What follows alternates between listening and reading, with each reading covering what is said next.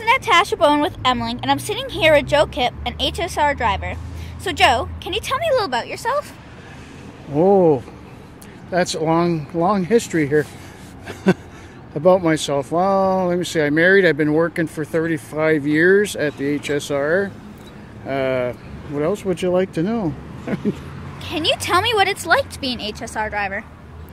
Well, there's never a dull moment.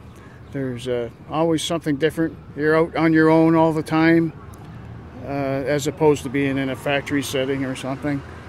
It gets interesting. It gets very busy, especially the route I do. Now, if you didn't become a bus driver, what other job would you have done?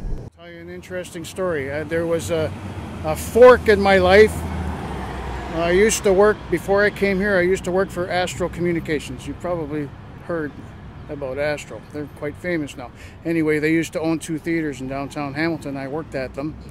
And they asked me to come to Toronto with them, and I thought, no, there's no future in this.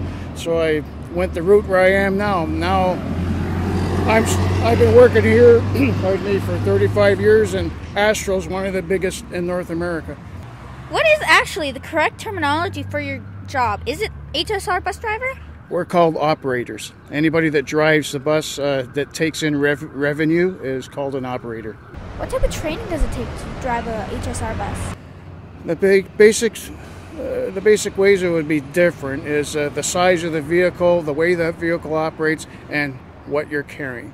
You're carrying, your passengers are live, they're humans, it's not cargo, and that's the main difference between driving this vehicle and other vehicles like trucks or delivery vans, anything like that. You're carrying people here, and it's very easy for things to start going wrong.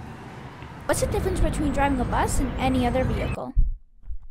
Yes, well, the HSR does all the training. They have their own training department. They're ministry approved.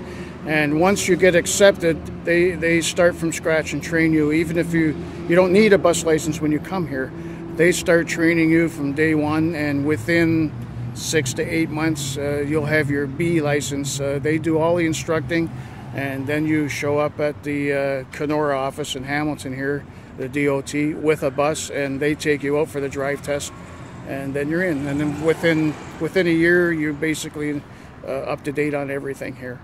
Can you tell me about your worst experience and the best experience while on the job? Worst experience I've had, especially when I first started here, I worked a lot of night shifts, and that's probably where I would get my worst experiences. Like we're talking disturbances on board, fights, things like that.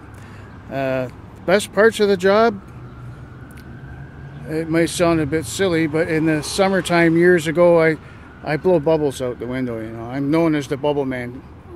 And it started at McMaster University. I had a bubble wand out there, and the kids seemed to like it, and their parents liked it even more. So then I started investing in electronic bubble guns, and when the weather gets good, we'll be out there blowing bubbles. And how many years have you been doing that? That particular stunt, probably maybe 12 years. How many bus routes would you say there are in Hamilton? Oh boy, I'm probably not going to nail this right on, but I'm going to say maybe 30. And for the 35 years, you said that you mainly been working on the King bus stop, right? Always, yes. The one I ever signed was on the King Street, and I stayed ever since. Is there a particular reason why you prefer the King? I like the people there. It's a nice long route. It's interesting. When I first started, it was on trolleys, and I always liked trolley buses, and I just stayed. Is it true that the King bus stop is one of the busiest stops in Hamilton? Yes, King and Barton are probably the 2 busiest. After that would be University, Delaware, Upper Wentworth, Upper Wellington, Upper James. Well, thank you for your time today. You have a good day. Hey, you're welcome. Thank you.